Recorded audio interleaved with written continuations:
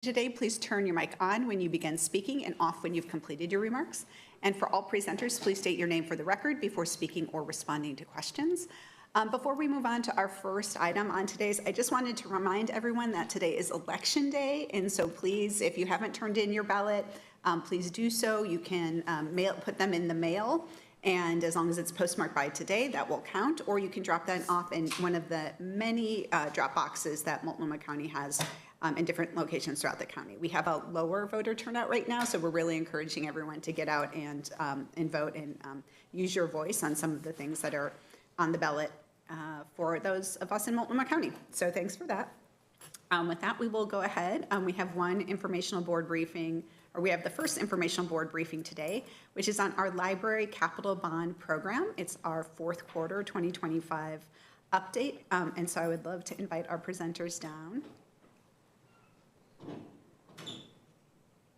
to begin their presentation.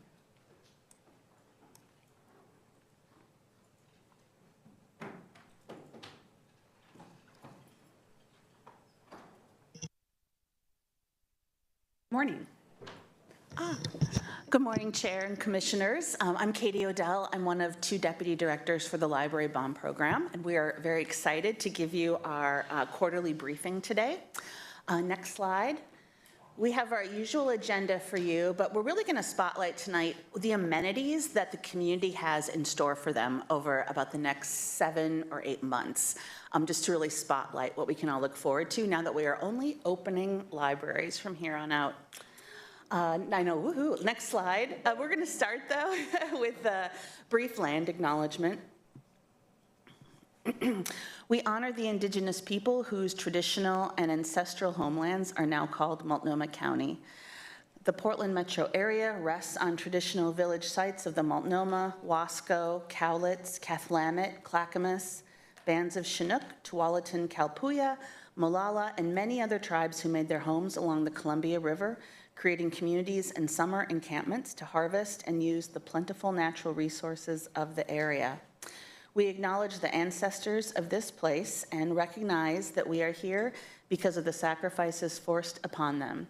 In remembering these communities, we honor their legacy, their lives, and their descendants. Thank you. And with that, I'll send it over to my partner, Kate. Good morning. Thank you, Katie. My name is Kate Vance. I use she, her pronouns. I am the other Deputy Director for the Library Capital Bond Program. Before we jump into, thank you. Before we jump into our overall schedule and project updates, we wanted to address some recent news. The Good Government Hotline audit report that was issued last week. In May of 2025, the Multnomah County Auditor's Office received a tip to the Good Government Hotline. The tip was that there was inaccurate reporting of construction waste and recycling that was occurring on library construction projects. The Auditor's Office released a report last Thursday substantiating this tip and found that the county could not verify actual recycling rates on these 4 projects. This issue is not isolated to Multnomah County. It is an industry-wide struggle on this issue and has become more raised in the recent months. The report finds that the 4 library construction projects, Albina, Holgate, Midland, and North Portland libraries, that the county relied on recycling data that appeared to be inaccurate and unreliable. While 3 of the 4 projects lost the opportunity for LEED points due to this issue, each project will still achieve or is on track to achieve LEED Gold certification. The Library Program Management Office, or PMO, takes issues of waste very seriously, and although we have a number of practices, procedures, and consultants to help ensure contractors and subcontractors are performing to contract requirements, there is room for improvement. Going forward, the Library PMO will continue to work across departments with sustainability consultants and general contractors to identify and implement process improvements to ensure adequate reporting on future projects. This news is still fresh for us, so we are just beginning to address the report and are in the process of setting up meetings with industry experts, peer organizations, our general contractors, and sustainability consultants. This graphic, so moving on to our standard presentation, this graphic should be very familiar to you and no changes in the last quarter. Next slide, please. Since our last presentation in June, we've added about $1.3 million in interest income earnings and added $87,000 from Energy Trust of Oregon incentives.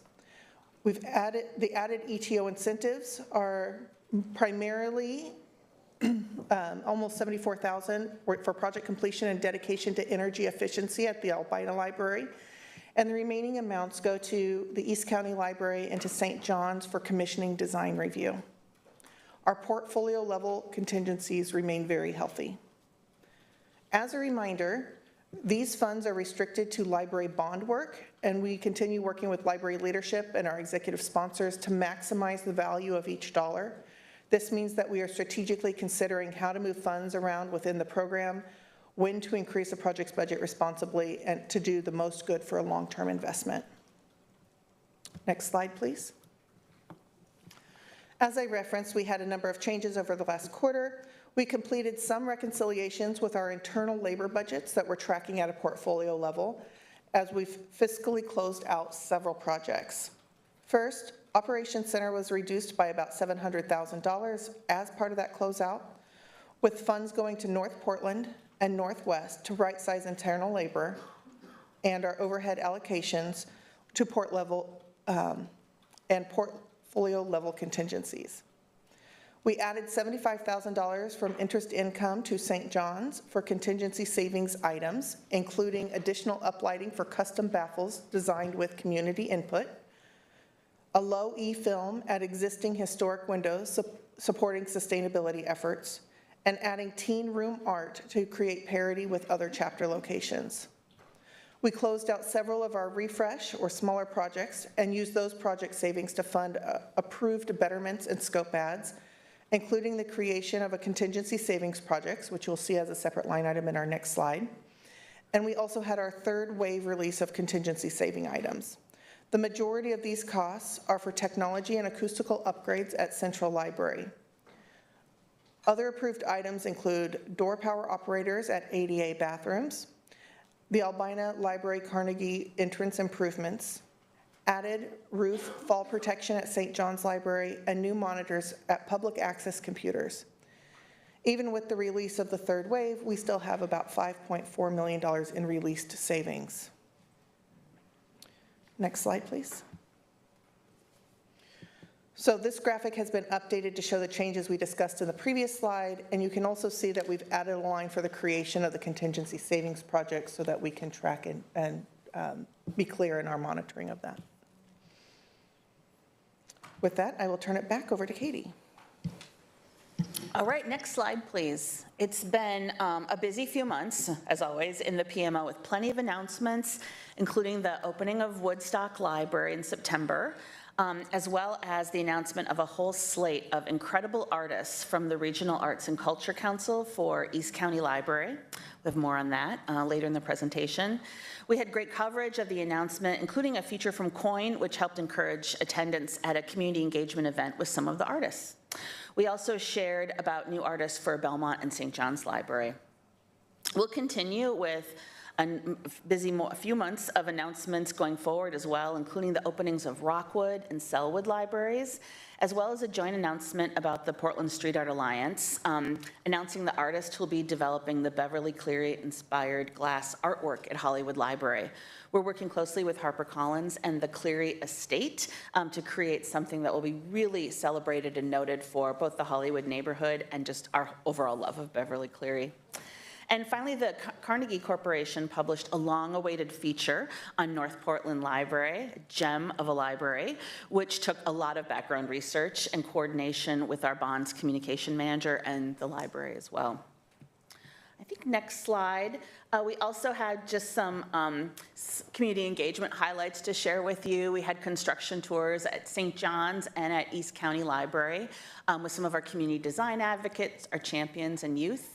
And then we are also did a teen art workshop at Gresham High School with the Portland Street Art Alliance, and then that will impact the design of the art going into the teen space at ECL. Next slide, please, and I'll turn it over to Mike Day. Thank you, Katie. Good morning, Madam Chair and Commissioners. My name is Mike Day. I'm the Bond Program PMO Director. I have the privilege of working with these two esteemed colleagues on our bond program as we're in the final phases over the next 9 months of completing the bond program. Today, I am going to update you just briefly on our overall workforce program, the Regional Workforce Equity Agreement, also known as the RWEA. As you know, the Multnomah County Library Capital Bond Program has been the first to really implement this equity agreement. And this program consists of workforce goals designed to increase recruitment and retention of diverse workers. It also sets standards for developing accountability with county benefits for a highly skilled workforce and a well-trained workforce, ultimately building that pipeline and that capacity for the future in our region. This is an ongoing collaboration that we have with Metro, with the City of Portland, and Portland Community College. On the next slide, I'm going to just update you on some of our implementation updates. Go ahead and move on, thank you. So just through feedback and ongoing partnership with our partners like PBDG, NAMAC, our union partners and union representatives, pre-apprenticeship programs and prime contractors, we continue to implement and improve our processes for the Workforce Equity Agreement. Our recent in-person Labor Management Community Oversight Committee, LMCOC, was held at NAMAC in October. Those are great opportunities to have those face-to-face interactions to really address the real issues and challenges and just have that open dialogue to continue with the collaboration with all of our partners. We continue with our scheduled final feedback sessions. As you may recall, we did an interim feedback session about just a little over a year ago. And so now, as we wind down on the project in February, we will be meeting again with our CMGC partners, our owner rep group, community partners, trade partners, and subcontractors. The County Supplier Diversity Officer, also Maggie Chavez, who's here today with us, is supporting Metro in looking at ways to improve affordable health care as part of the overall RWEA process with subcontractors that are bidding on our work. The county's also developed and proposed a respectful workplace initiative to address psychological safety. Safety on the job site is extremely important, and building that culture into our projects will help to improve and positively influence retention rates in the workforce. Let's move on to the next slide, and we'll share a couple of our workforce tables with you. The first one is our workforce table that really showcases utilization of apprentices, women and minorities. And this overviews the workforce diversity for the library for the larger projects that are under the RWEA. Just want to highlight that we are on all fronts meeting or exceeding the goals. The one area that has been an area of ongoing improvement and opportunity for growth is the women journey area, but we're very close to hitting that 9% mark. The next slide, as we continue on the overall table for labor workforce utilization, this highlights the cumulative of both the major projects as well as the refresh projects for an entire portfolio, and captures all of the hours. We're at 714,000 hours, and this report, of course, is always a little bit outdated, so I think today we're at close to 800,000 overall worker hours across the board. But you can see here with both those projects that are under the RWEA as well as those that are just under the county's workforce program, that those metrics are very similar in meeting our overall aspirational goals for apprenticeship and journey levels. Moving on to the next slide now is our snapshot and graphic of our COBID participation.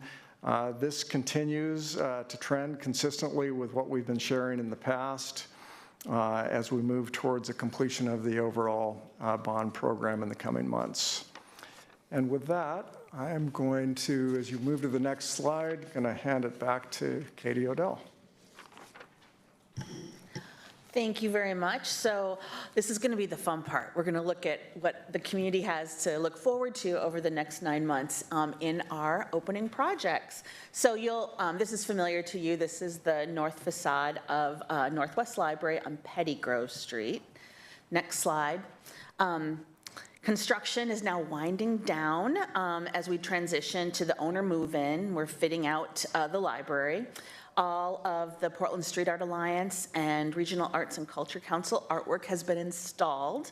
And our Burgeon Children's Art installation, our early learning and play piece, is coming in next week, I think. You can see just a sample of the art here. Next slide.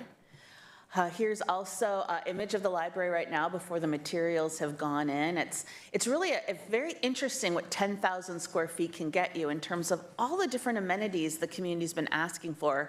We were able to fit in with quite distinct spaces for children and teens and adults.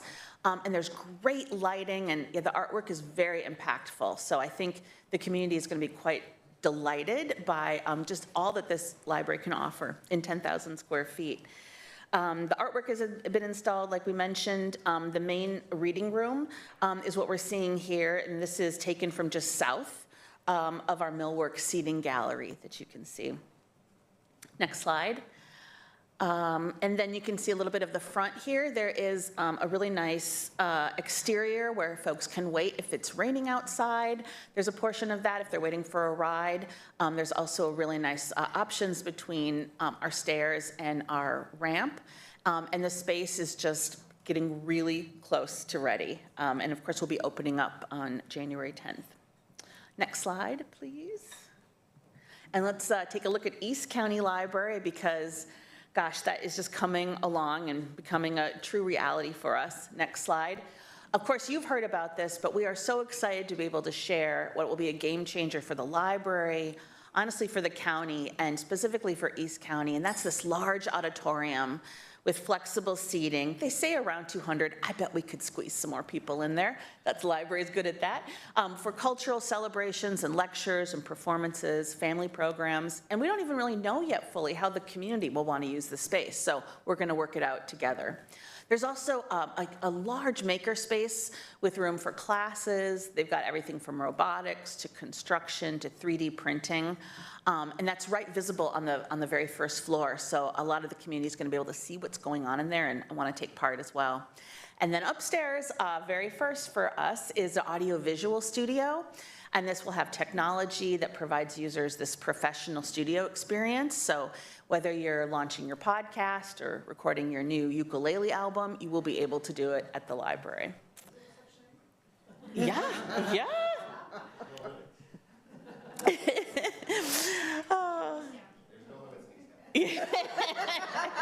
There's no limits in Multnomah County in general, because we're one county. We do have, Art Alexakis from Everclear is from East County, so this is my call to him to record his next album with us, please, and show up at the opening. Yeah, we have a dream list of celebrities for that. Next slide, please. Also, as you can see here, a community room on the left. This will be dedicated mostly to story time and children's programming. It's so beautiful. And on the right is a rendering of the teen space, which has some really dramatic color in it. It also has movable furniture, so teens can kind of decide how they want parts of the space to flow. Also, next slide, please. New art, of course, throughout the space that we're coordinating with RAC. New sculptures outside along Eastman Parkway. These folly sculptures that will be along the north-south spine, also on the rooftop terrace.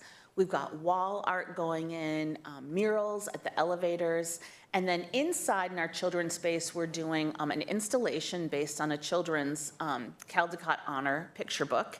And that artists agreed to work with us to also design the outside children's play space, the exterior walls as well. So it's just another reinforcement of this like really impactful environment that I think families are going to want to spend a long time at. It's definitely going to be a destination.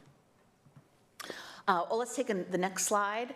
Our stairs are becoming a reality. So we've seen these stairs as a long time, anchor for the living room, and they are finally going up. So that's a real marker for us. I haven't walked up them myself yet, but we're getting closer and closer to that. Next slide. Another reality is the rooftop deck. I did get up there and it was amazing. I just really want to thank our former director, Veli Elke, who championed this space, made sure we got it. You can stand up there and see Mount Hood. You can hide under a rain cover. Again, with such a new space, we're not even sure exactly how we or the community will fully use it. We're going to figure it out together, but it's awesome. And then on the first floor, too, there's a great outdoor space. For community members. There's a plaza where we've programmed it so it can have music and speakers and other kinds of events. So just a lot of outdoor space, which has been so appreciated at our open library so far. Okay, next slide. This is, I think, here's some pictures. The plantings have gone in on the rooftop.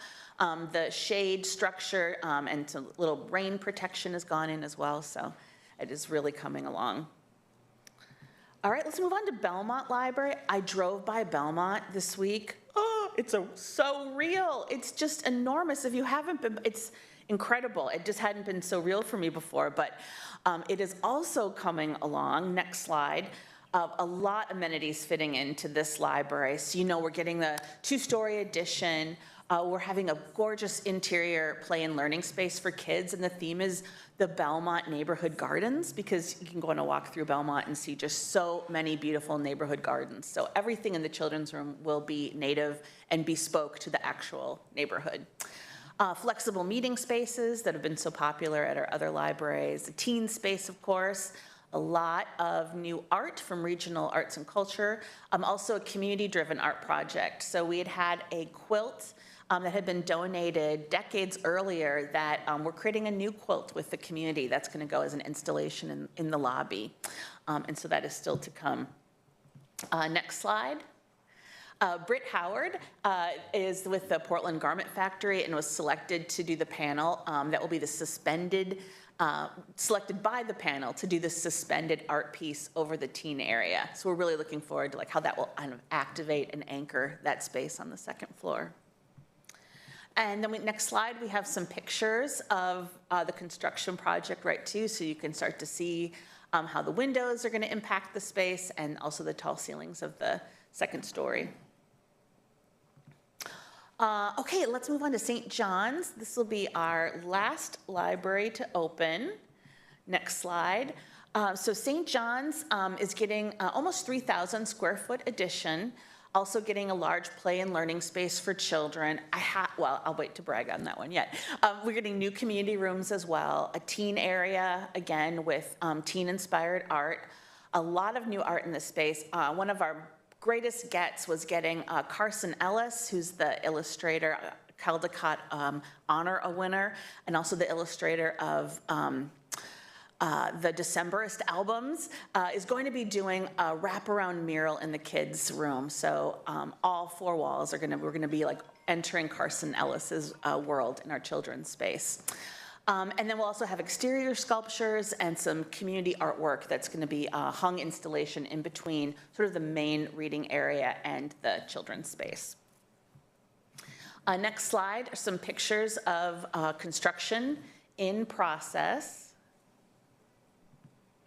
Next slide, some interior pictures.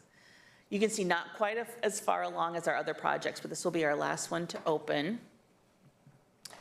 And then next slide, some exterior of the beautiful Carnegie Building, and then really this new improved entryway for folks.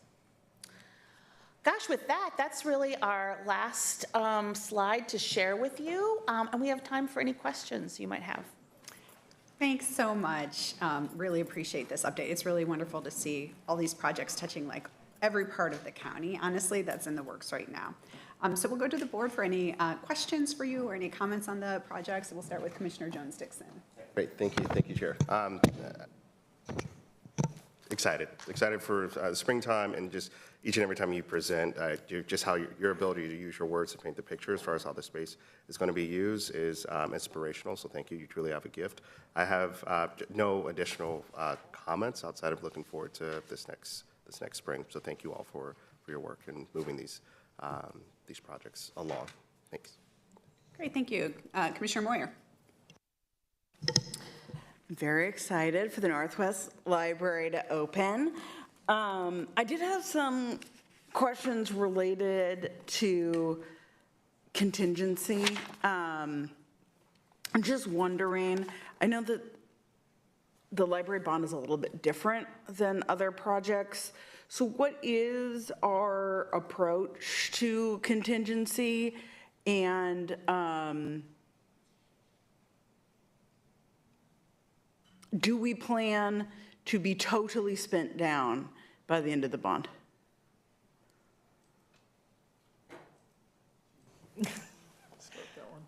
So we have a very healthy amount of contingency, and part of that was related to the premium that we received when we sold the bonds, which gave us an extra $50 million. And then we've also been able to, through donations and some other revenues, we're able to get some additional costs. And then, of course, our interest income, which was not great for the rest of the economy, but has been great for our revenue for our program. So we do have a lot. We have a list that the library or the project teams can contribute to put different things on. We call it our buyback list or our contingency savings list. We work with library, between the program management office and the library. We evaluate those different items, mostly on a quarterly basis or as they come up.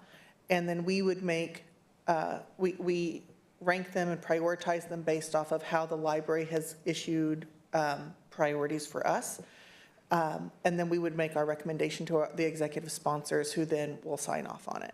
So that's the process that we go through to do that.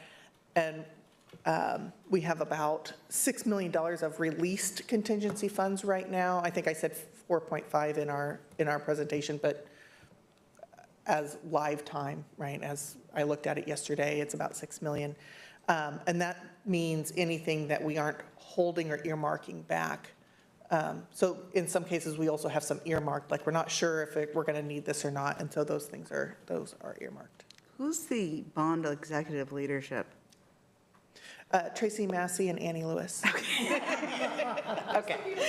Yeah, they're our executive sponsors. We also work really closely with Eric Ariano. Okay, great. I just was curious about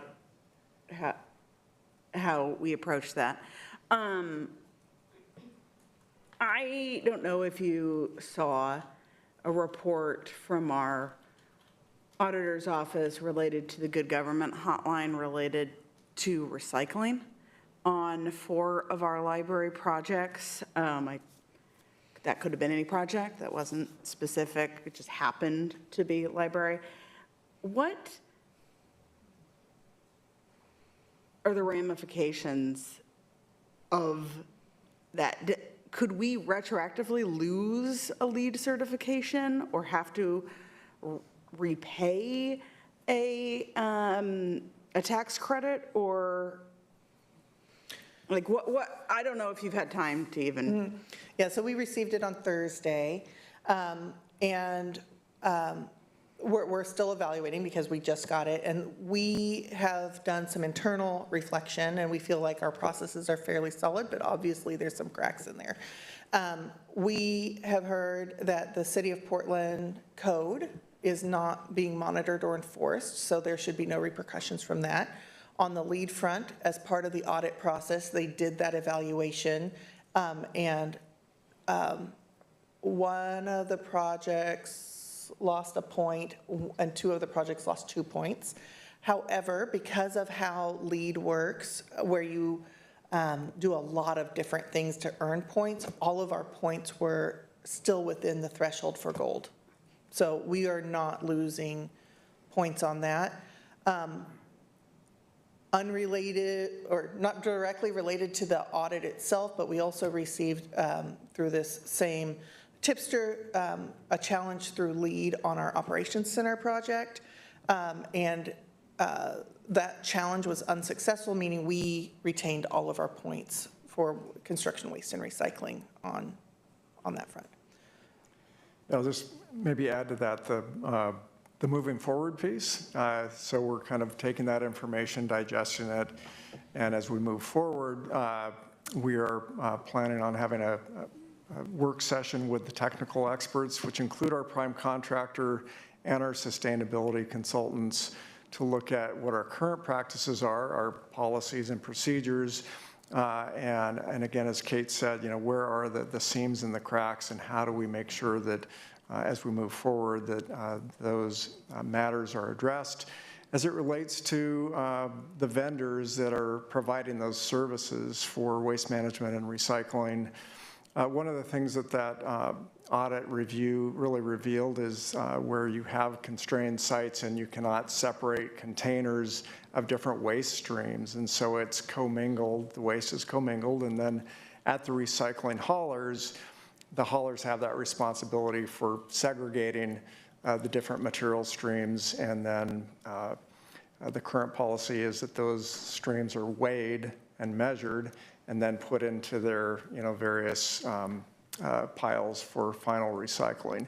And that's where I think the gap that was uncovered, that was revealed. And so it's going to require certainly a strong effort on our part, working with our contractor and sustainability partners and those vendors and the City of Portland and Metro to really look at, as Metro has that regulatory licensing responsibility, how do we improve these processes? What are those constraints, and how can everyone be successful?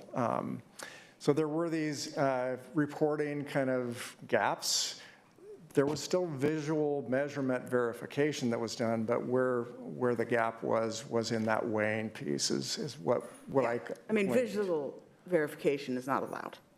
Right, visual verification is not allowed. Because that's that's not real. Right. So, and we recognize that was certainly what I think surfaced and bubbled up, and how do we address that moving forward? Yeah, I just want to make sure that that is not going to be repeated. That I do understand it's Metro's responsibility, but it did cost us LEED points. I'm so glad it didn't cost us tax credits, but. Right, and we take it very seriously, Commissioner Moyer, and so we are definitely moving in that direction of, how do we improve the process, and where those gaps are, how do we make sure that we make those course corrections with the waste recycling vendors. Yep, thank you. Great. All right, well, I cannot wait for January. Okay, thank you, Commissioner Singleton. Thank you, Chair. I do, since this issue has come up, just want to say I think it's really critical that we also look at the supporting the vendors and helping them improve if there are spaces that they need to improve. There is a lot underneath this issue that is happening within this industry that has also a lot to do with what at least has been conveyed to me is both overt and internalized racism. And I think it's really critical that we be careful about how we approach this, considering some of the dynamics that are at play within that industry itself. So I want to make sure that we're really thoughtful about how we're supporting vendors to improve and not looking to be punitive, particularly if certain vendors are being targeted due to what they look like. I think that is fair to say, and I think that it's important that we continue to look at how we support vendors to be better. So I think one thing I wanted to uplift, I loved the Sustainable Building Week and the presentation that you did. You are one of the best presenters. Your energy was so amazing, and I just loved how that community came together at Albina, and it was this lovely day where every single space was being utilized, including benches out front, that I just thought was just absolutely beautiful, and an example of what you all are trying to build with these libraries in that community space. I also want to appreciate the work that's being done at the St. John's Library. I think in addition to the work to just put the building itself together and the artwork, I want to appreciate Director Lewis and the team for really working with one of my constituents who needs an adult changing table. And I know that that was tough to figure out, and there was a lot of workarounds to make this happen, but I wanted to just appreciate how that person really felt heard and understood and knows that there's work being done to try to support this family in accessing that space as regularly as they like to. So thank you for how you're engaging with people when they bring up things that they might need or want in these spaces. Thank you, Commissioner. Commissioner Brim Edwards. Exciting developments, and I've got to say that I get my morning update as I drive to work, and I drive home as I drive past the Belmont Library. And I don't think I've ever heard, same except for the East County Library. I don't think I've ever heard the Belmont Library described as enormous. So that's a new adjective. So I was like, oh, this is cozy, and then it got like slightly less cozy when they had the last update, but it is like a big statement. It's not just hidden there. And I'm so excited about the spaces inside, and then just like looking at the libraries. And having now been to like the Holgate and the Midland Library opens, I can really imagine like what these new spaces are going to be like and how incredible they will be for their communities. So exciting. I have a couple like dry questions to ask. Sorry. And this is more for, well, this first question is more just because there's some terminology that just want a plain English explanation. In the sort of financial budget changes in the last quarter, there's several references to the right-sizing internal labor. You can just say what that is in plain English. I mean, or layperson's terms. Yeah, it's labor internal to the county. So like my time, Katie's time, Mike's time, our project manager's time, and how we're managing that. It's being looked at a portfolio level, and so we're wanting to balance overall. So it's not actually labor like the trades working in the library. No. It's the central office, okay? Yeah. And that would be kind of a very similar category to the PMO overhead allocation. So that would be the project managers, also the adjustments. These are all adjustments up of the project managers. So yeah, anything that's core to the program management office. So our copier rates, our internal service rates, our actual, that's labor, our time spent, our time cards spent. So I'm assuming at the beginning of the project, there's an estimation of what that is, and then these are sort of recalibrations as the work actually happens? Yeah, our overall projections are staying within that time, that our initial assumption. This is between the different projects, making sure those balance out. Okay. And the last thing, this is just another financial metric that I'm interested in, and I don't need it this morning, nor do I expect it this morning. But I'd be interested in, for the projects that have been completed so far, what the square footage cost has been, and then what we're anticipating for the other ones, just so I can get a benchmark using a different metric. Absolutely. Are you looking for the hard construction cost per project, or are you looking for the total cost per project? Like it's the all-in, anything that would fit into the bonded cost. Yep, we track that information, so it'll be easy for us to send your way. We track it at both levels, that's why I asked. Great. And that's it. And I'm excited for all the communities that are about ready to get amazing libraries. Thank you. Thank you so much. It's always great to hear about the progress that is happening on our libraries. We do see that, like, as we're out in the community and all of the changes that are happening, but it's also great to hear what's happening, even a sneak peek of what's going to be happening inside. And I have to say, like, one of the things that struck me in the presentation today was just the beauty of all the internal spaces as well as the external spaces. And I think that when we think of, public buildings and what they mean, truly, we talk a lot about how libraries are one of the last places where everyone in the public is free to go and use and take advantage of.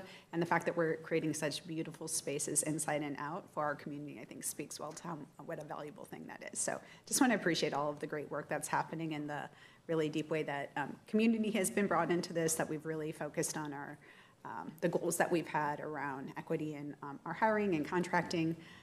And just, I'm very, very excited for both the Northwest opening in January and the spring opening of East County Library, as well as the other ones. So thanks so much for the update, appreciate it. And we will see you next quarter. Thank you. All right, so our next briefing this morning is about our annual Maltco Gives program. And this is a really exciting program, I think, for 3 folks on this board. This will be maybe the first time hearing about this program, so I think it's great to talk about what a great opportunity it is for our organization to come together and support some really deserving organizations. And I want to welcome Matt Moline and Debbie Patton here. And first of all, I just want to say thank you so much for your longstanding leadership on this issue, and which has been a tradition at Multnomah County for several years. And we have so many community partners who are also participating in this, which makes it a really special program. I think that especially where we are right now, as we're talking about, like, for instance, the community members who are affected by the unprecedented loss in SNAP benefits, the rising cost of living overall, this is something that I think is a light in some of these darker times where we can step in as an organization, as employees coming together. And I'm really always so impressed by the way our Multnomah County employees step up. They work day in and day out and serve our community either directly or indirectly. And this is just a really great program and a way for us to come together to support our community in a different way. So with that, I will turn it over to you so you can let us know all the exciting things happening this year.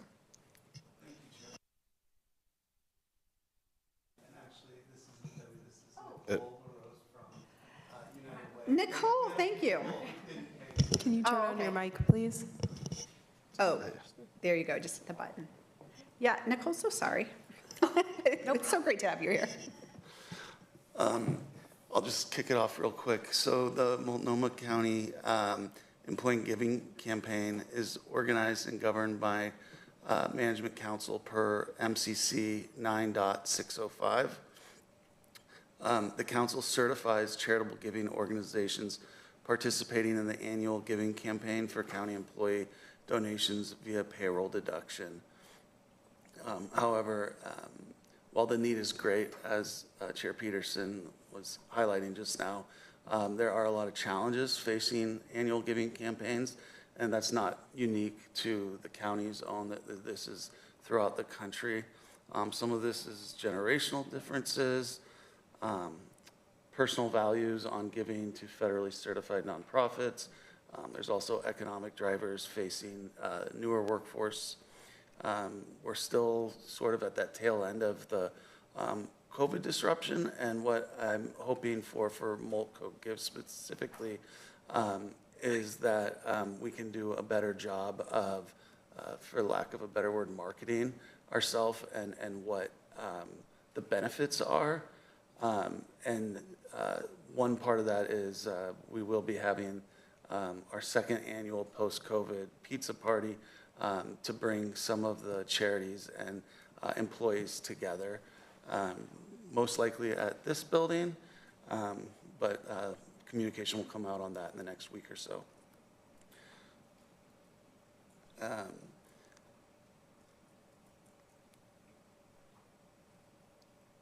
And in addition to the increased education outreach and personal connection points to help folks want to give, there's a reason why Multnomah has partnered with United Way in multiple facets, including as our vendor to manage the payroll deductions.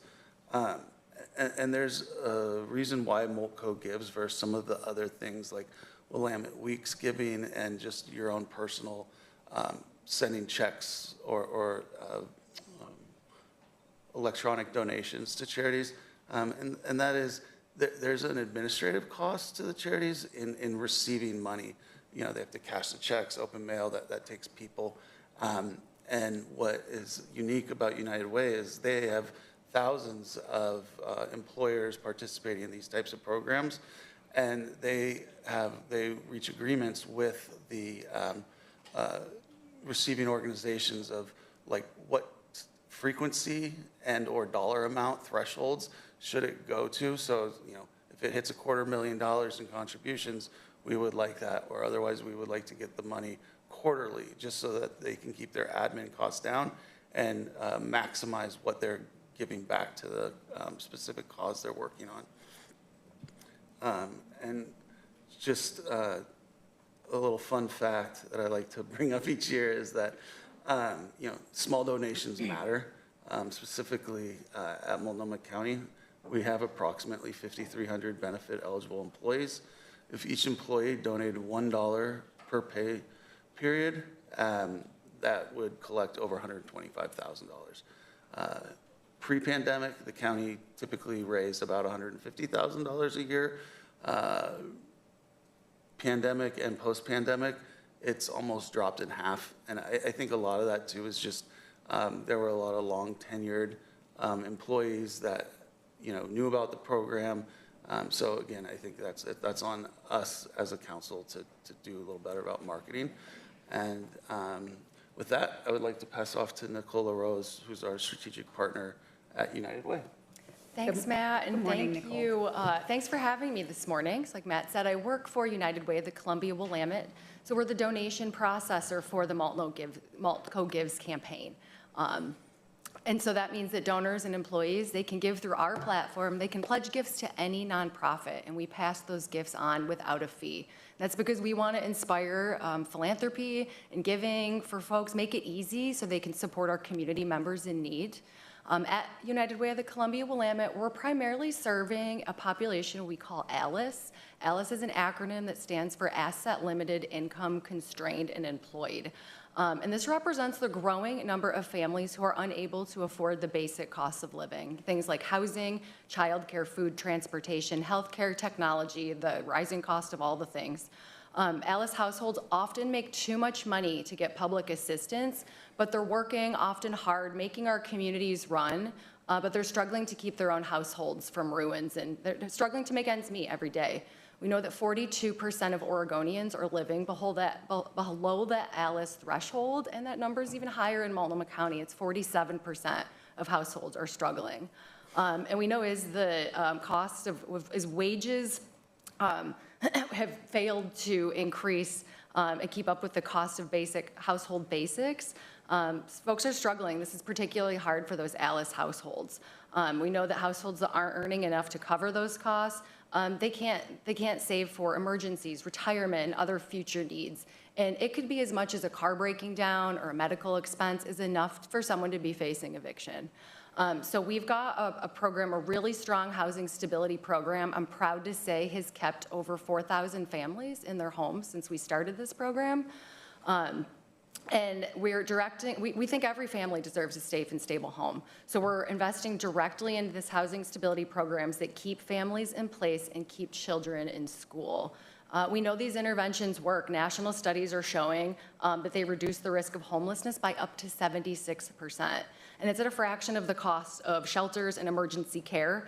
Unfortunately, Oregon just became the nation's highest, out of all the states, we have the nation's highest rate of unsheltered family homelessness. We've got almost 20 in every 10,000 children in this county are living unsheltered. And so that's why our United Way chapter actually just stepped up to lead the new coalition to end family homelessness. We're focusing on things like policy advocacy, public education, and fundraising to help drive systemic changes through some of those proven solutions like eviction prevention, rapid rehousing, and coordinated care. We also just stood up our Resilient Families Fund, which is a rapid response fund to help folks keep them in their homes. And that was really in response to, you mentioned the SNAP benefits and the reduction in SNAP benefits. We want to keep families in their home, whether it's putting food on the table, helping them pay for utilities, helping them pay the rent so they can stay housed. And so we're preventing homelessness before it starts, helping families build stability that every child needs. And then, of course, we also, for a long time, we've invested deeply into early education because we think every child deserves a strong start. And part of that, too, is having housing stability. So we've got early learning programs connecting kiddos with hands-on STEAM experiences. We're getting them access to free books through Dolly Parton's Imagination Library program, and our early learning Multnomah hubs connecting families to low or no-cost preschool and childcare, as well as helping families navigate the early education system and connecting them with the resources they need. And that work's important. It really matters because kiddos, by the time they're 5, their brains are already developed 90%. So making sure early learning is just a critical opportunity to help shape future success. So with that, I just, again, want to thank you for supporting our work, but also for encouraging county employees to engage in philanthropy, leading by example, and stepping up to support our community members in need. I do want to tell one thing. While I'm not a tax professional, I would advise everyone to talk to their own tax professional, especially if they typically do the standard deduction and what might have changed in the tax code around that and charitable giving. So with that, pass it back to you. Thank you so much, Matt and Nicole. Really appreciate you guys spending the time with us today to talk about this program. And yeah, it's definitely been some changes, I think, in both in patterns of giving for people and then also just the way we show up. So I think this is great that we have this opportunity to really promote this year. It's actually really easy to do. I mean, that's the other thing that I think that it's like, oh, how do I do this? You just go online and you just make your selections, and then the county really takes care of the rest and makes sure that the deductions get sent to the organizations you've selected. So it's really great. All right, I'm going to go to the board for any comments. We'll start with Commissioner Moyer.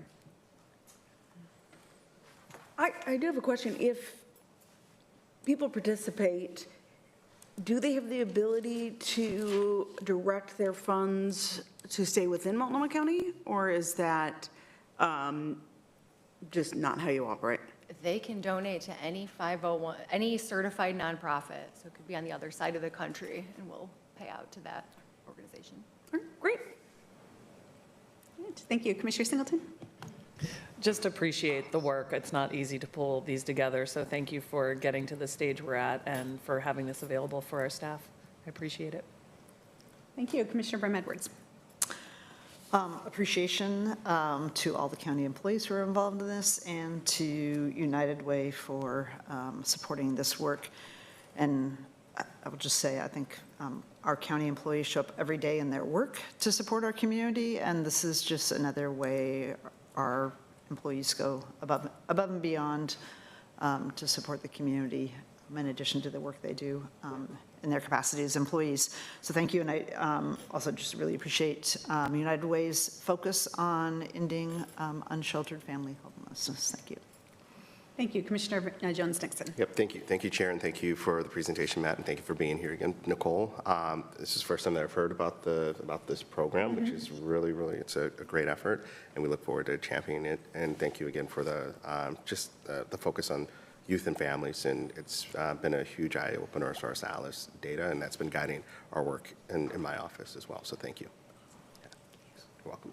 All right. Well, thanks again for all the work. We'll look forward. I know that there are lots and lots of events coming up to promote the organizations that are available to be supported and ways to come together, including the pizza party you mentioned. So thank you so much, and here's to a really great season. Thank you. All right. So we'll take a brief recess as we can rearrange to move into our work session format for our last item today. So we will reconvene about 3 after. Thanks. To be precise.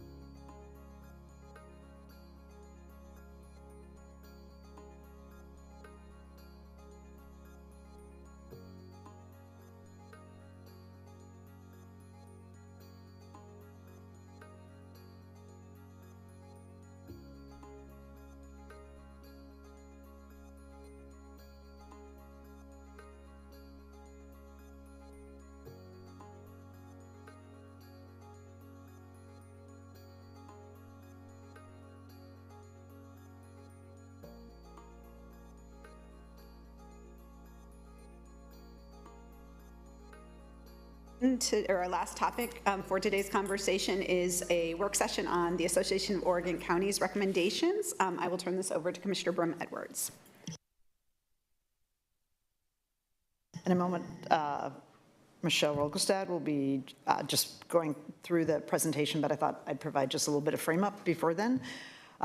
So as a member of the Association of Oregon Counties Board, I was asked to serve on the bylaws committee for AOC. They hadn't gone through the bylaws for a while, so it was really a refresh. And they've also made a decision to sort of do this on a regular basis. As we went through the bylaws, I noted that the bylaws had a provision allowing for an additional member to the board from each county with population over 250,000. The bylaws state that, quote, after receiving recommendations from the AOC president by a majority vote, other members of the AOC board shall also appoint an additional member to the board from each county with populations of 250,000 or more. I noted that the language was silent on how that recommendation from the county was made to the AOC president, so I made a recommendation as part of the bylaws committee that the recommendation clarified that the recommendation to the AOC president of who that member was be informed by the county commission. This was a topic that was discussed at the Region 8 meeting. We went through there's a number of bylaws changed, and because not all of the Multnomah County commissioners were there, or from the other commissions didn't have their complete contingency either, we decided that we'd have an opportunity to discuss this as a commission and then sort of report back to the full board. I would just note before Michelle starts that this is a recommendation to the AOC president, who then makes a recommendation to the board. It's not an appointment, and our charter, ordinance, and board rules are silent relating to this particular position. So with that, Michelle, do you want to walk through the presentation? Thank you, Commissioner, and good morning, Chair and Commissioners. For the record, my name is Michelle Rogelstad, and I'm the Budget and Policy Director for District 3 Commissioner Julia Brim Edwards. Thank you for having me today. In front of you is a staff memo from the Association of Oregon Counties, and we'll make sure that the board clerk gets that for posting as well. That it's number 4 is what we are discussing today on the staff recommendation. Today I'll be giving a brief presentation on a revision to the Association of Oregon Counties bylaws, and then importantly move to commission discussion. Next slide, please.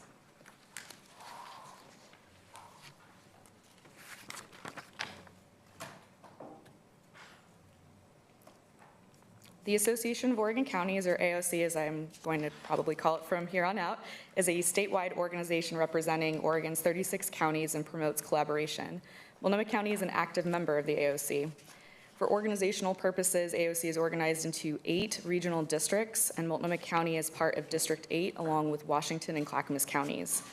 On October 8th, Multnomah County hosted the District 8 meeting and included attendance of Washington and Clackamas County commissioners and state legislators.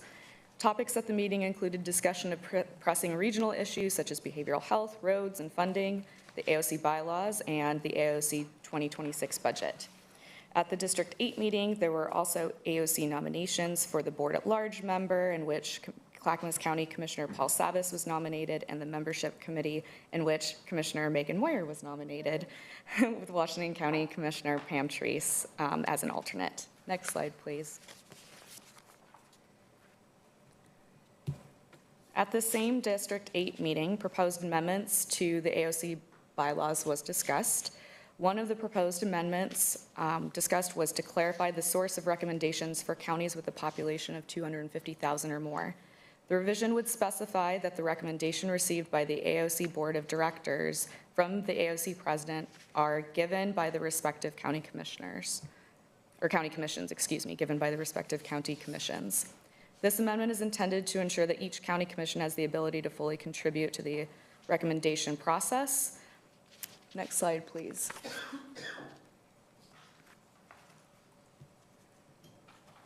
Here is the revised language in the AOC bylaws context, which Commissioner Brim Edwards gave at the beginning with her remarks. It's the underlined language. on this slide, that is proposed revised language that's being discussed today, the given by respective county commissions.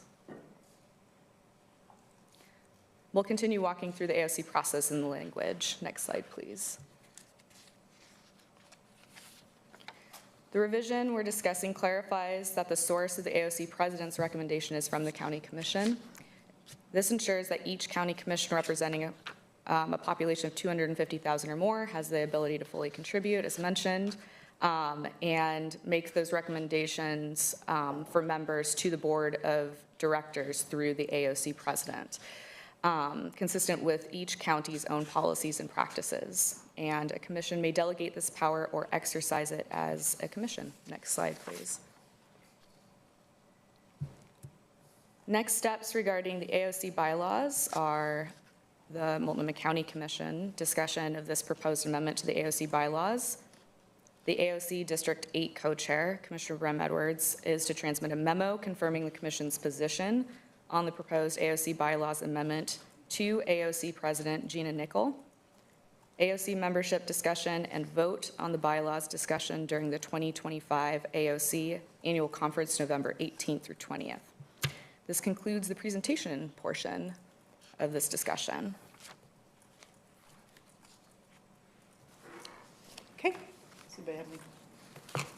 Yeah. I don't know how you want to, does anybody have any questions for Michelle before we start discussion? Any questions for Michelle? No. No? Okay. All right. Thank you, Michelle. All right. Any discussion?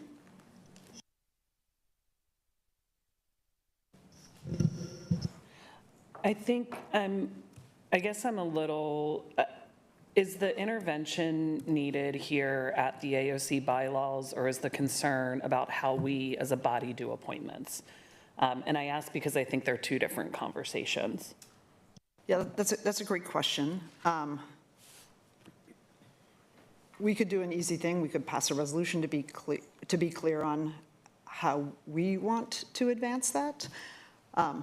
I also think from, in my discussions with AOC staff, that from their standpoint, it seemed like it would be helpful for them to know, like, is this what the commission advanced? Since they have 36 counties. In this specific case, I believe there's 6 counties that are over 250. Is this the commission process of advancing a recommendation? And since it's not clear, so when the recommendation for my name to come forward, and the question that the AOC had was this a recommendation from the commission or did it come from the chair? And then when I looked at sort of our bylaws, it's like it appeared it came from the chair, but that's not what our rules, ordinance, or charter say. So I feel like it will take this is my perspective, not maybe theirs, but it will take some of the politics out of AOC not having to decide of who we get the recommendation from versus this is a recommendation from the commission. And again, as they stated in their staff report, it's perfectly fine if a commission already has an established practice. Like, we decide as a commission to delegate this to the chair, or we have an annual process where on a whole host of either appointments or recommendations, the commission votes on them. Versus AOC having to sort of wade through some of the politics of a county commission of how that comes forward. But you're right, there could be 2 separate processes. Yeah, and I just want to clarify, since I've been chair, this has happened one time, right? And this was really, working really closely with our government relations team to see okay, what is what is the process? What does AOC need? Do they need a formal recommendation? I know government relation had some email exchanges with AOC, and AOC was like, nope, there's not you don't need a formal recommendation or anything like that. So there were some, I know that government relations worked with Commissioner Moyer to let her know about the appointment and things like that. So there hasn't been a process, there hasn't been a formal process at the board. It's been more of just conversations between government relations and commissions and things like that. And I will say one of the things that when I was having conversations with government relations, it was like looking at what are all of the other board assignments and what's everybody's like kind of capacity, like, and, Commissioner Brim Edwards was already on it. So, and I know Commissioner Moyer was having her voice talking about some of the health and human services stuff at AOC was something that I thought would be a benefit. So that's kind of how that happened last time. But again, it's not a formal thing. I appreciate your question though, because I do think that this is something, like if that's something that we need to talk about more as a board and get our own internal process, I think that's fine. I feel the change in the bylaws is giving, like, almost ceding, like, some of the conversation we need to have here to another organization. And I also think that would be, and Commissioner Brim Edwards, you may know this more than I do, but then, like, this actually changes the membership selection just for counties with the population over 250,000 differently than what's in the bylaws for other counties. Is that? Because we're the only counties that specifically get an additional member. So the other counties don't automatically get to advance somebody to be on the board. I think that has to do with the fact that we have one vote, but we pay a lot higher dues. So it actually just impacts the counties with populations of 250,000 and more. And I will say, this is sort of backing into, I think, a larger conversation the commission should have. And I know that we had an earlier conversation about the rules. We had some recommendations that came out of the budget note last year, and we haven't gotten back to that conversation. But part of that conversation, I believe, is a larger conversation about appointments or recommendations for service on a variety of those boards and commissions that aren't county advisory boards. And I want to appreciate that in 2013, Jenny Madcore put together a pretty extensive list of all at the time, the variety of appointments or places where board members can serve, and then it crosswalked to like where was that authority, and sometimes it's in statute, sometimes it's in code, sometimes it's in a resolution, sometimes it's in IGA, and sometimes it's just silent. And when I went through that, as again, this is part of the sort of preparing for the conversations about board rules, I noted that in cases where it's silent, that it would be useful to be clear about what the sort of where the appointing authority was. And I also noted that there were places where the county's practice was not aligned actually with statute. For example, with LIPSIC. LIPSIC by statute says the county commissioners are appointed by the county commission, and that hadn't been the practice. So one of the things that, as we wait for this larger conversation, as I am part of conversations around who gets appointed, I'm trying to sort of clean up or clarify some of those pieces. So for example, bringing this piece forward when the AOC was having a larger conversation about bylaws. And for example, LIPSIC is in the process of changing its bylaws. And so we're very clear that we're going to align with statute. Given we have a whole bunch of lawyers on that, on that body, that's a good thing to do versus the practice that we had, which was a chair appointment. So again, ideally we would have had this overarching conversation, but since it got deferred and things are moving, that's why I brought this forward. And just to one other thing, just for context, because I know that Commissioner Jones-Dixon and Singleton, you weren't able to be at the AOC meeting. The other two District 8 counties, Washington and Clackamas, they're just they're waiting for us to have this conversation before they weigh in on that. So I know that Washington County is planning on wants to hear like kind of the outcome of this conversation, and then Chair Harrington is gonna update them, her board on that on Thursday. And I get The other question I had, because I wasn't able to be there, was just in the discussion, were there any particular pros and cons about this amendment that folks raised, or any unintended consequences that were identified in the discussion of the District 8 meeting? I would say the biggest issue is the fact that we didn't have full representation from Multnomah County there, and so people very much wanted to hear what the full commission versus just those who were in attendance. I think the other thing that was brought up is that this isn't an issue for either of those other counties because they do have a process for it. So that's why they wanted to wait, and I should have said that earlier. That's why they wanted to just wait for us to have this conversation, because they're clear about what theirs looks like. I will say one other issue got raised is what about if a county had in their charter a specific process? And I think that's answered by the, in the staff report, page 47. They are very clear that this isn't to replace the process, but whatever the process is that the commission has decided on, that's acceptable because that's a commission decided process. So if the commission says, well, if the charter says X, that's already a county position.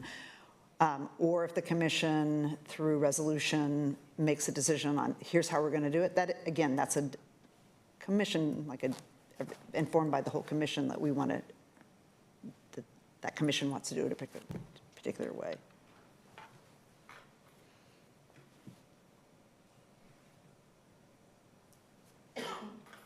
I mean, I definitely want to have the second conversation, which is not what this is for, but to talk about our appointment process.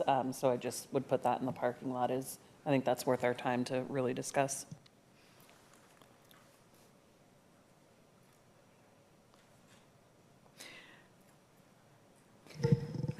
I would say if our code is silent on something, I would prefer a democratic process. I think it's important that our representative, and I'm happy that I got the appointment, but I have no problem with it being a process where we all weigh in, because I do think our representation on AOC and the positions AOC takes is really important at the legislature. I'm going to be honest, I'm pretty frustrated with some of our other counties that I think fundamentally are pretty anti-Multnomah County and have some very inaccurate views of which counties are donor counties to the state government versus our overall recipients. And there have been multiple issues that I was happy to be able to bring in some of my years of experience at the state level, but it was God, we really have to be there, and we have to be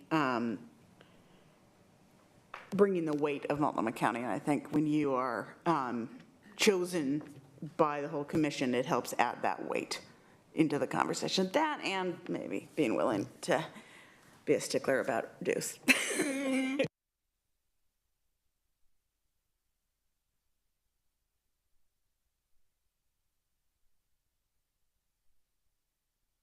There isn't a formal vote or anything on this.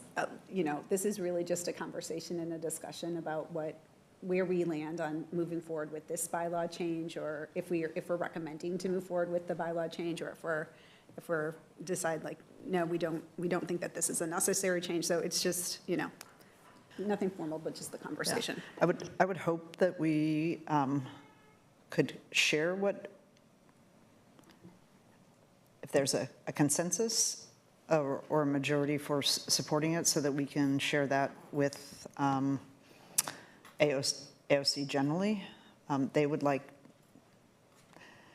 their position to be informed by Multnomah County, and the other counties over 250. And Chair, you mentioned that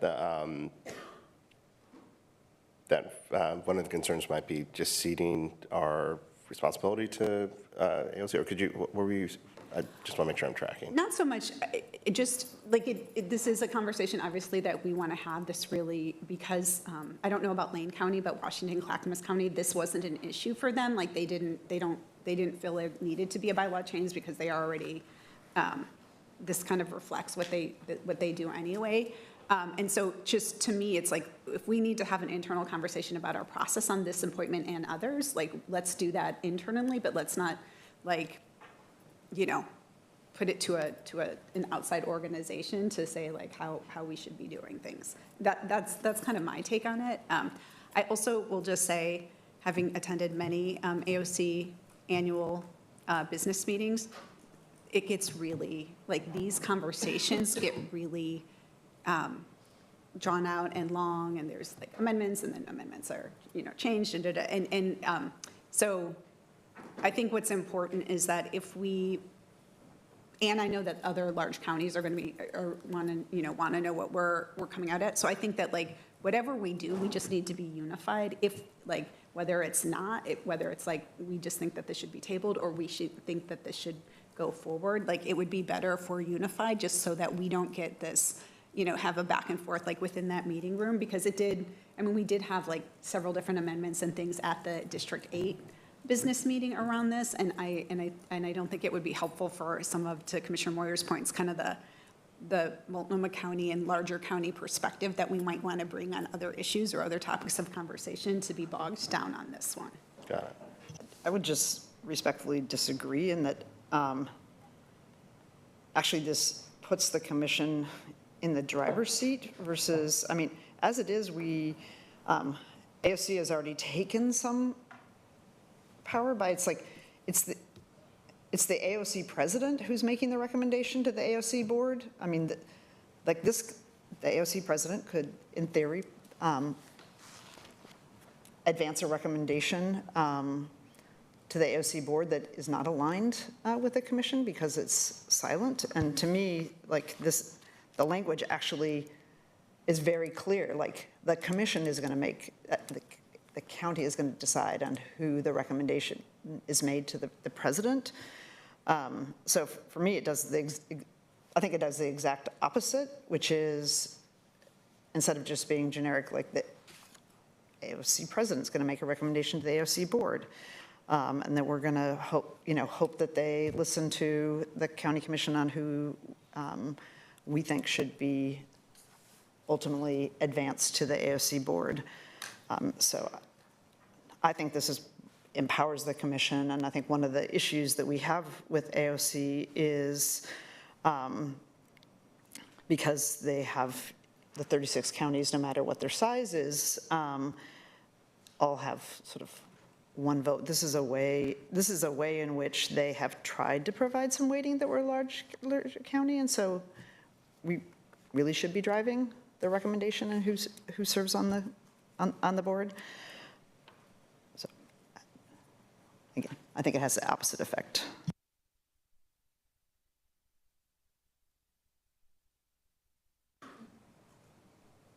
I'm supportive of moving this along, so whichever, I can go either. Yeah, I'm supportive. Yeah, I think for me, not being only working with AOC from the side of the governor's office and not from being in the group itself, I feel pretty agnostic about this proposed change. As far as the AOC bylaws, I'm more concerned about us having a conversation about our appointments and that process, and that would cover AOC for me. So I'm not sure from what I'm looking for that it matters which way this piece goes. So agnostic.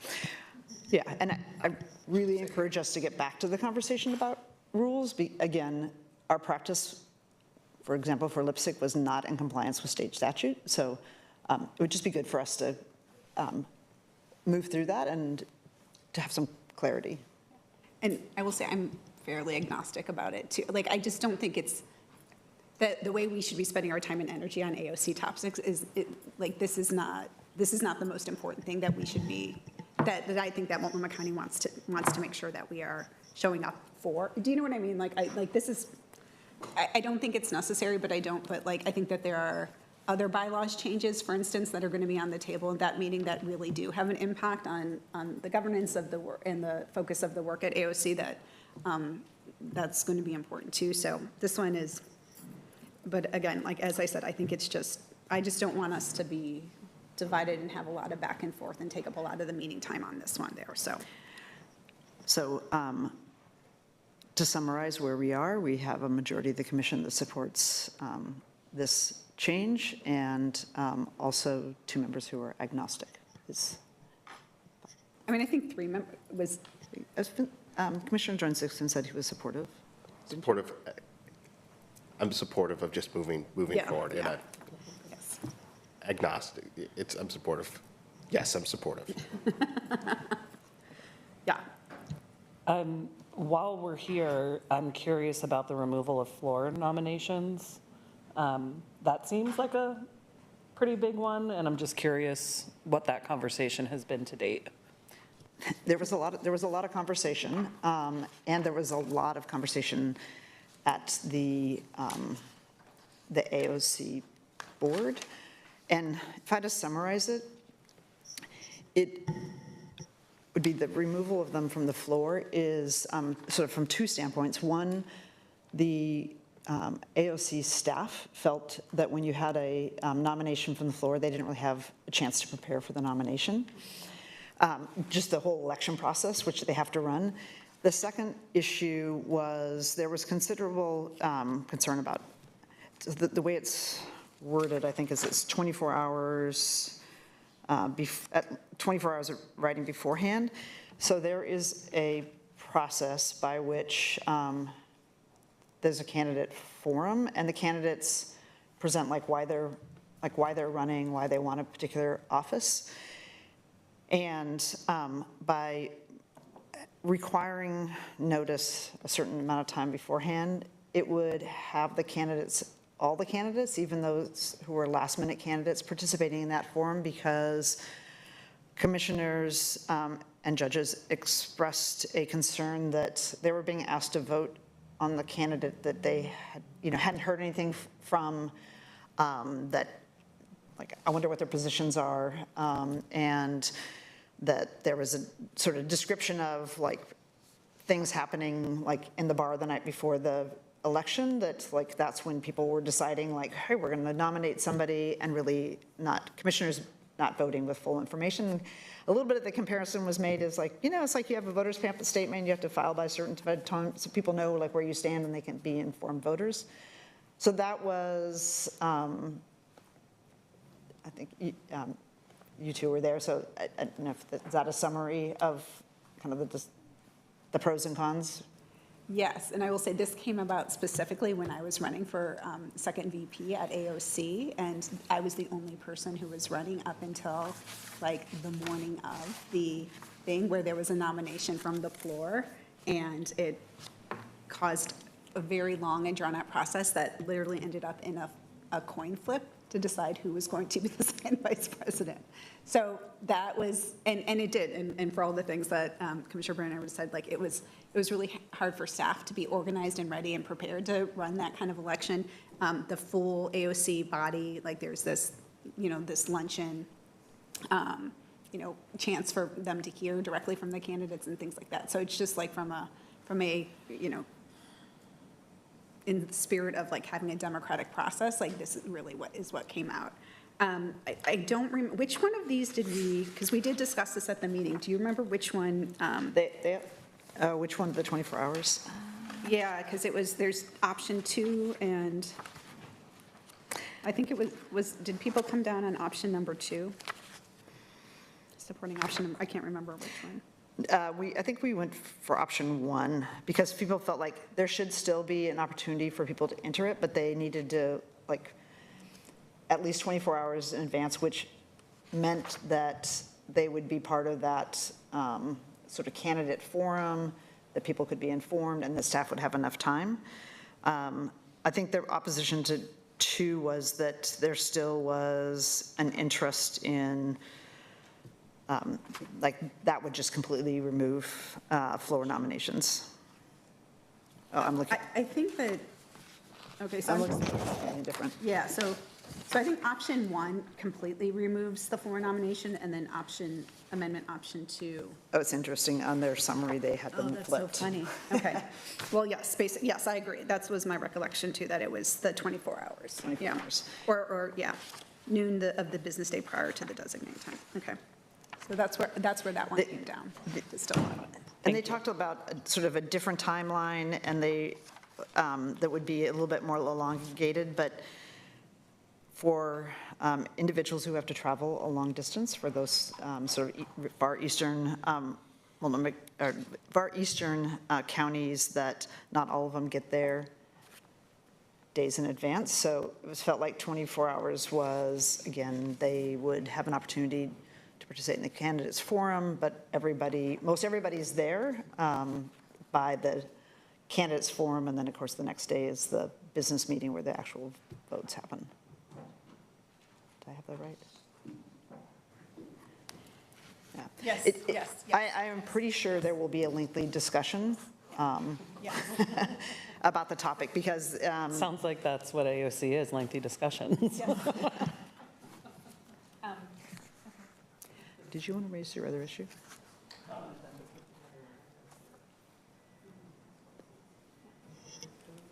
Yeah, this is either for the parking lot, or I was going to bring it up on Thursday, just our plan going into the conference, just plan and our strategy, if we like to discuss that as a board. We've been reviewing the plan, or the agenda. Yeah. So. Yeah, we can do that. I mean, so one, I think everybody's planning to be there at least for Thursday? No? No? Okay, so if you're not planning on being in Eugene in person, if you could make time on your calendars to attend the meeting virtually, it is helpful to have as many commissioners from larger counties attending either in person or remotely for some of these things that might come up. So that's an ask. And then we are, for those of us who are going to be in person in Eugene, our board meeting that morning is going to be entirely virtual, so people can have that flexibility to still attend. I think what you were, tell me if I've got this wrong. That, like, whatever's our strategy, are we going to try and, show up in a particular place, or, obviously we all have individual interests, but like, how can we sort of maximize our presence, or what we want to cover, or, really what our focus would be versus all just us attending individually. So I think, is that, Yeah, that's. it's often the wrap, what I heard from, not from AOC staff, but from other commissioners, is like, it's great to have Multnomah County show up, like they appreciate us showing up, but feeling like Multnomah County hasn't always shown up in a consistent way that, and like I say, they appreciate it because we have a lot of legislators, for example, that we can influence, that is helpful to AOC. So I do think it would be a good idea for us to at least have a brief discussion before we go down about what we want to accomplish. I mean, it's a significant time period for us to be gone. We've heard that Commissioner Jones-Dixon's got the Thursday. The Wander Oregon event, I'll definitely be there and represent the whole board for that, for sure. For which one? The Wander Oregon, it's the Thursday night event at AOC. Which showcases All the food and the happenings across the counties, yeah. So about water. no, that's something else. That's the water filtration site. There will be lots of water discussions. Yes, there will be. That's coming. Don't worry about it. Please come. And I don't know if there's also, if the government affairs team has a particular place they also want us to show up, or, to show up. Oh, Look, they've appeared in the meeting. And you don't have to do it now, but it seems, I'm really glad you raised it as a placeholder so that we know how we can maximize our presence. Yeah, typically when I go to conferences, I like to go with like a target and what I'm bringing back for either the district or the board. When I think about the conference in general, I didn't know if that's what our normal practice has been in the past, or if we could just be. Yeah. So I will just share, would love to, get our government relations director to talk a little bit about that. But I've been going since 2017, I think was the first year I went. I haven't gone every year, but a lot of the years. And so I think the best thing for me is like the relationship building and the networking. It's the way of like us as commissioners to get to know some of our counterparts and the counties all over the state. There are some interesting presentations like on things that are, and things that are of interest and of, pertain to the work that we're doing here in Multnomah County. So those are usually good. And then I do think like just in terms of like the policy stuff, it really is that business meeting where we're electing the leadership of AOC for the next year. And there have been not just, there always been like really interesting, dynamics in that process. And then any of the bylaws changes because, the ways there have been like changes about how how voting goes or some of these other things that impact the way that the organization functions throughout the rest of the year when we're making, for instance, recommendations on legislation that the AOC is going to support or not support in the building, and things like that. So I think that those, to me, are the biggest things. Yeah. Hi, everyone. Stacey Cowan, Director of Government Relations. That's exactly what I was going to cover. Thursday tends to be that business meeting, business day that's really important for the voting and the bylaws changes. Wednesday tends to be the day where you see the policy conversations, and the schedule is available. And I think we've either sent it or we'll follow up and send you what the agenda looks like. And everything that the chair said, I think, is absolutely right. I think the relationship building is incredibly important. The policy conversations can be interesting. I tend to believe that the more that we lean into the work done at AOC, the more we get out of it. So when you're able to show up and build those relationships, then the work that we're able to do throughout the year, I think, is just, just deeper engagement. So to the degree that you're available, we absolutely recommend attending. Government relations is usually there throughout the entire conference at different spaces. This year, we do overlap with the interim legislative days, so Tom and I will be splitting our time between Salem and Eugene. But happy to answer any questions, and we'll make sure that you have the information for registration and you understand sort of what's happening throughout those different pieces. Perfect. Yeah.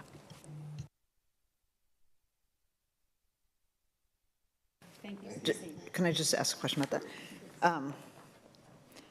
I'm wondering if it's just possible, so it's good to have that out, but it would also be good to get your insights or recommendations on what we should be advancing, or like what relationships we should be working on, whether it's, building relations across the board or with particular counties, or on particular issues. That would be useful so that we all have that sort of, cheat card in our pocket of like, not just down there to, learn and engage, but be more strategic. Thank you, Commissioner. We're happy to build that into the check-ins that we have with you all regularly, but we can also just set time, depending on the calendaring, with Tom and myself, and happy to walk through the agenda and offer up our advice. The other thing that we, of course, try to do, too, is to sort of divide and conquer to make sure that we're splitting up the different policy conversations that make sense. And happy to do the same with you all as well and sort of identify the conversations and the relationships and the pieces of the agenda that make sense to the work you're doing and your interests. And happy to be thoughtful and strategic about the best use of your time. Great, thank you. Great. So any further discussion around AOC, the conference, or the bylaws? Okay. Thanks, everyone, for the good discussion today. So Commissioner Brim-Edwards, you will write up the summary? Just very brief, yep. Okay, all right, and then we'll share that with the other two counties so they can have their conversations. Thanks, everyone, for the good discussion today. We are going to, That concludes today's meeting. Our next meeting is going to be a virtual hearing and joint meeting of the Multnomah County and Clackamas County Commissioners to fill a vacancy in the Legislative Assembly, Oregon House of Representatives, District 48. That will be held tomorrow, November 5th, from 10 a.m. to noon. Again, that is a virtual meeting. And we will also have a proclamation signing ceremony tomorrow, November 5th, from 12:30 to 1:30, so that half hour for lunch, take advantage. And that will be here in person in the boardroom. A quorum of Multnomah County Board of Commissioners will attend, and we hope you will consider attending or tuning in virtually. There being no further business, we are adjourned.